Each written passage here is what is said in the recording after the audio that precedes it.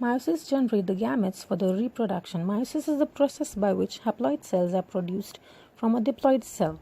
For this to occur, the chromosomes must be correctly sorted and distributed in a manner to create genetically unique cells with half the number of chromosomes as the original cell. Meiosis occurs in special cells called germ cell within the gonads of males and females.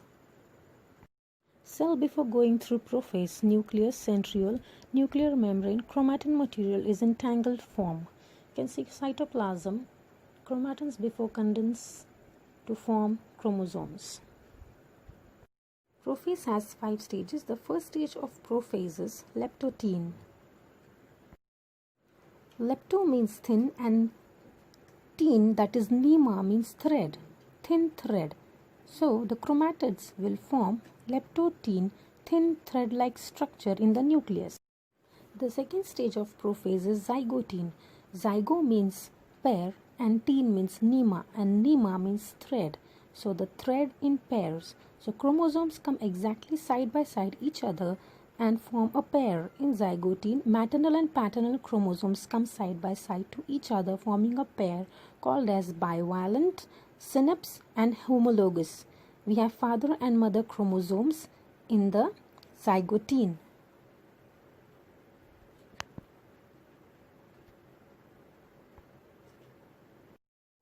The third stage of prophase is pachytene. Pachytene means thick thread. These thick threads are now very prominent. The complete blue and complete pink chromosomes are sister chromosomes which are attached at the point called chiasmata, and when they are attached they cross over each other, and this crossover section is called as chiasmata, and they are then known as non-sister chromatids.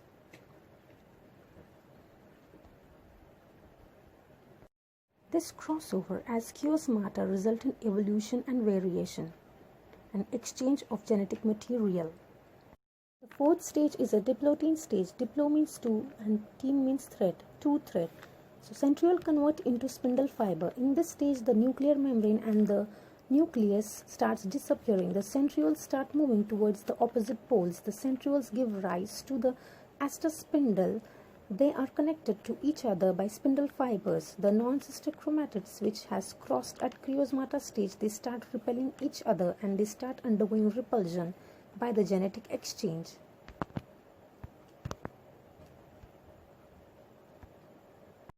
The fifth stage of prophase is Dionysus stage, also called as terminalization.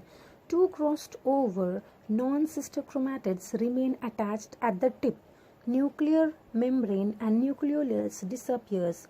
Centrioles have moved towards opposite poles and joined by the spindle fibers. Phase gets over. Now metaphase 1 starts. Centrioles are at the opposite poles having aster fibers or rays connected to each other with the spindle fibers. Both chromosomes arrange themselves on an equatorial plane. The most important part is that the chromosomes remain attached at the tip, and this is the metaphase 1. Due to the independent assortment, this alignment is random and adds to genetic diversity. So here important part is that the chromosomes remain attached at the tips, and this is the metaphase 1, and spindle fibers which have attached these chromatids. Now anaphase 1 begins. In anaphase, the most important step, that is disjunction of chromosomes, separation of chromosomes from the tip, from the attached tip. So the centrioles at opposite poles give rise to the aster rays. They are joined each other with the help of spindle, and now the disjunction of the chromosomes, separation of the chromosomes takes place. The two chromosomes get separated from the tip. If there is non-disjunction of the chromosomes, if they are not separated, then it leads to chromosomal disorder. The homologous chromosomes separate and move towards opposite poles. Now the telophase 1 begins, when the chromosomes decondense and the nuclear envelope is reformed. Spindle fibers are slowly disappearing, the nuclear membrane and nucleus reappears, chromosomes recoil to form chromatin material. This is the chromatin material in the nucleus and the disappearing spindle fibers, which again reconverts into centriole.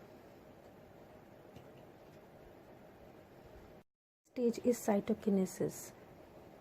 This results in two haploid daughter cells. These two haploid cells will be undergoing meiosis II. Cytokinesis 1, the cytoplasmic material and the two daughter cells are separated by a cleavage furrow. The process continues. Centrioles again duplicate and begin moving to the opposite poles of each cell. In prophase 2, nuclear membrane nucleus disappears. Centrioles start moving towards opposite poles connecting to each other with spindle fiber. Chromatin material goes under condensation and form chromosomes again. And prophase 2 occurs by forming chromatin material, which goes under condensation and forms chromosomes again. When metaphase takes place, chromosomes become more thick and prominent and arrange themselves on equatorial plane, and spindle fiber attaches chromosomes at centromere near the kinetochore.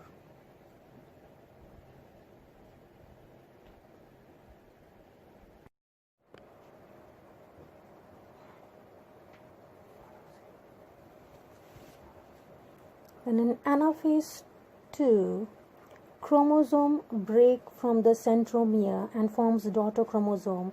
These daughter chromosomes start moving opposite poles. There are different fibers formed. Chromosomal fiber, which pulls the chromosomes towards opposite poles, and interchromosomal fibers, which pushes the chromosomes to the opposite poles. So there are two chromosomal fibers formed which push and pull the chromosomes towards the opposite poles. Again, telophase 2 takes place. Nuclear membrane and nucleus reappear. Spindle fibers disappear. Chromosomes recoil to form chromatin material again. And again, 4 haploid cells are formed.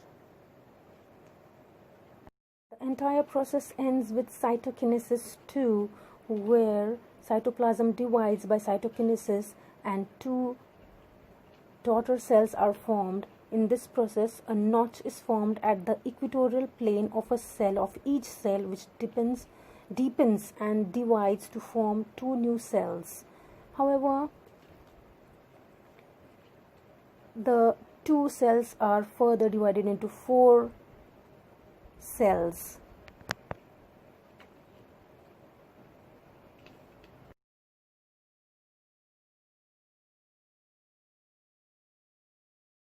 These haploid daughter cells will specialize into gametes, either sperm or egg. These fuse in fertilization to form a zygote, which will grow into a child. The child receives half chromosomes from its mother and half chromosomes from its father. Because men and women produce millions of gametes, and the selection of gametes in the fertilization is random, this contributes to genetic diversity. This explains why a child isn't identical to either of the parent.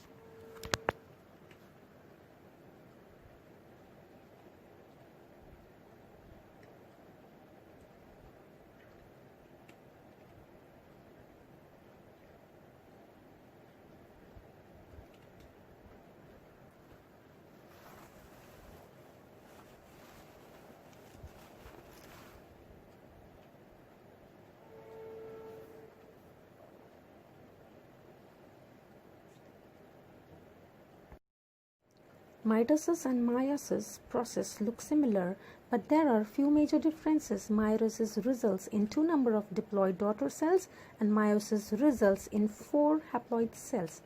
Meiosis has stage 1 and meiosis stage 2.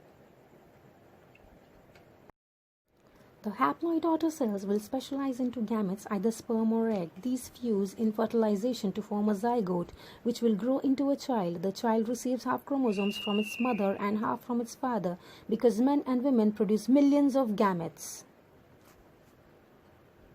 Thank you.